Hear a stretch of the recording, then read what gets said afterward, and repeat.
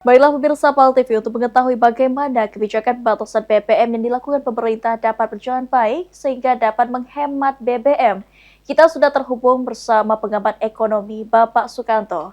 Assalamualaikum, selamat sore Pak Sukanto. Waalaikumsalam, selamat sore Mbak Rara. Baik, terima kasih sudah bergabung bersama kami di Liputan Metropolis. Dan langsung saja Pak, ini kan kita ketahui nih, jika pemerintah telah mengeluarkan aturan untuk pengisian BBM khususnya subsidi di tengah kondisi global saat ini Pak. Seperti apa Pak aturan tersebut menurut Bapak selaku pengamat ekonomi? Ya, yang baik, terima kasih. Jadi sebelum kita masuk ke pembatasan tentu ada sebab musababnya. Yang pertama kita pahami bahwa harga BBM sulit untuk dinaikkan, tanda kutip ya, karena kebijakan mungkin terkait dengan hal yang politis, tetapi harga BBM kita ini kan sangat tergantung dengan gejolak eksternal. Jadi kalau kita tetap bertahan dengan kisaran harga yang demikian itu, maka dipastikan subsidi kita akan membengkak. Itu yang pertama.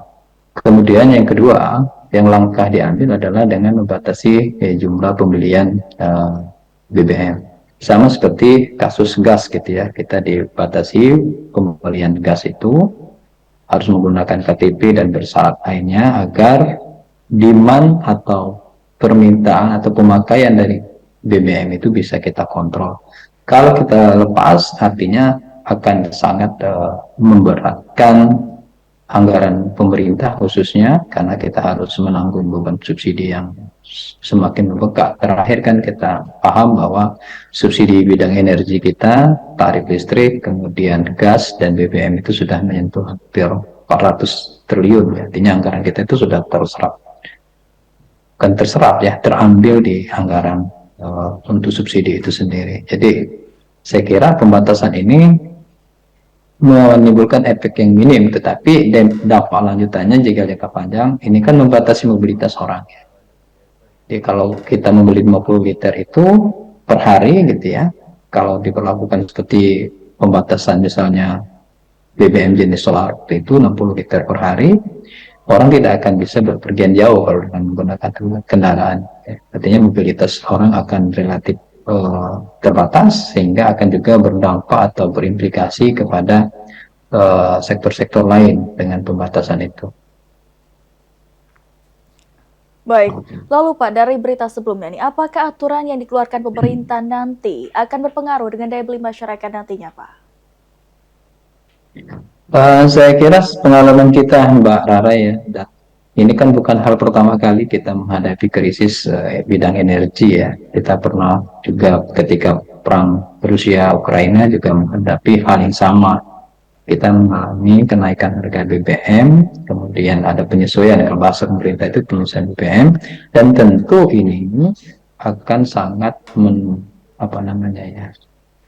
membuat daya beli masyarakat itu relatif terhambat gitu ya, karena pendapatan kita kan relatif tetap. Jadi ketika terjadi kenaikan BBM biasanya ini diikuti dengan inflasi. Bukan hanya BBM saja yang meningkat, tetapi produk-produk lain atau komoditas lain juga akan meningkat, dan ini juga akan secara real meroboti daya beli masyarakat. Baik, yang dimaksud dengan hal-hal lain, bahan pokok termasuk apa? Ataukah bahan pangan sendiri apakah akan berdampak dengan kenaikan harga sendiri Pak? Iya betul, jadi BBM ini kan menjadi vital bagi kita. Jadi ketika BBM ini naik, maka dipastikan ongkos transportasi juga meningkat biasanya kan. Kemudian ketika ongkos transportasi meningkat, barang-barang juga akan mengalami penyesuaian dan seterusnya. Ini efeknya cukup domino, pengalaman kita yang lalu. Oleh karena itu, pemerintah cukup hati-hati ketika untuk memutuskan kenaikan BBM ini. Kan sudah dipilah-pilah mana yang kategori subsidi dan non subsidi. Kemarin selebaran atau selentingan kan yang dinaikkan hanya BBM yang non subsidi, artinya Pertamax, Pertalite dan seterusnya. Tapi Pertalite dan solar tidak mengalami kenaikan. Padahal konsumsi terbesar itu kan di dua jenis BBM itu ya. Jadi pemerintah juga cukup pusing saya kira ketika berhadapan dengan energi ini. Kalau salah mengambil langkah ya tentu akan sangat memberatkan konsumen atau masyarakat ya, karena kenaikan BBM ini biasanya runtutannya panjang, akan diikuti oleh kenaikan sektor lainnya. Baik, Lalu Pak, bagaimana ini untuk menekan kebocoran dengan adanya aturan yang dilakukan pemerintah dalam hal pengisian BBM sendiri, Pak Sukanto? Em, kita punya pengalaman di dalam gas gitu ya. Gas itu kan kita awasi dengan penggunaan KTP. Kali ini kan kita menggunakan biasanya barcode ya. Dibatasi, jadi kalau sudah ngisi pagi ya kita tidak bisa mengisi harus mengisinya pagi besok lagi. Ya, artinya pengawasan itu biasanya melekat kepada kebijakan itu sendiri seperti kasus misalnya solar itu kan dibatasi loh. Tuh kita mengalami krisis. Ini juga sama. Yang penting pengawasan jangan sampai terjadi nanti penimbunan. Walaupun dari penimbunan agak susah kita batasi, tapi orang lain malah di sebelah-sebelahnya itu menjual dengan harga yang cukup tinggi. Ini juga menjadi perhatian kita selama ini kan, karena selalu tadi dikatakan bahwa terjadi tanda kutip kebocoran. Artinya pengawasannya harus diperketat. Baik, ada solusi lain tidak Pak yang mungkin bisa dilakukan selain pembatasan pengisian BBM guna mencukupi kebutuhan BBM di tengah kondisi saat ini mungkin, Pak Sukamto? Jadi hal yang sulit, Mbak. Kita ini kan sebagai negara yang net importer, produksi kita sekitar 600.000 barel per hari, tetapi demand kita atau permintaan kita terhadap BBM itu kan sekitar 1,6 juta. Artinya kalau kita defisit sekitar 1 juta barel per hari. Itu kalau dijadikan liter sekitar 230 juta liter ya kebutuhan kita per hari. Nah, yang kita bisa penuhi kan hanya sekitar 40% aja. Yang sisanya kan kita impor. Nah, ini cara lain ya sebenarnya secara praktisnya menaikkan harga BBM. Tapi pemerintah harus menghitung atau mengkalkulasi berapa besar dampak kenaikan BBM itu.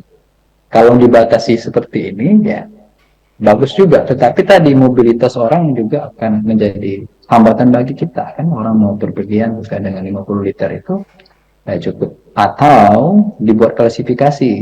Ini kan juga pemerintah sedang menggodok bagi transportasi umum ya dibebaskan ya, jangan sampai dibatasi, tapi yang dibatasi adalah kendaraan-kendaraan yang pribadi tertib ya.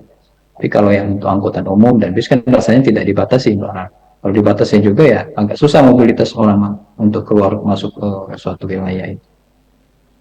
Baik, terakhir Pak Sukanto, selaku pengamat ekonomi mungkin bisa disampaikan rekomendasi Bapak ini agar kebijakan yang dikeluarkan pemerintah nantinya dapat tepat sasaran, Pak.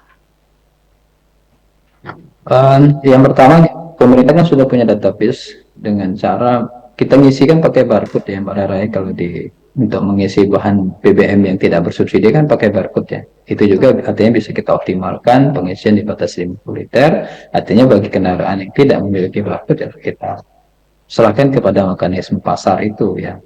Harganya yang dipastikan katanya harus naik gitu ya. Kalau tidak, pemerintah akan jebol anggarannya. Kita juga akan rusak satu kaset kalau proyek itu, karena pemerintah harus menanggung beban subsidi yang besar. Artinya alokasi untuk yang lain itu akan sangat terbatas.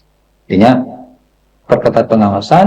Yang kedua, jika memungkinkan untuk diadakan penyesuaian untuk yang jenis non subsidi ya, subsidi itu juga dimungkinkan, tapi harus dikalkulasi kembali berapa dampak yang ditimbulkan akibat kenaikan itu. Saya kira pemerintah cukup pusing menghadapi fenomena krisis energi ya.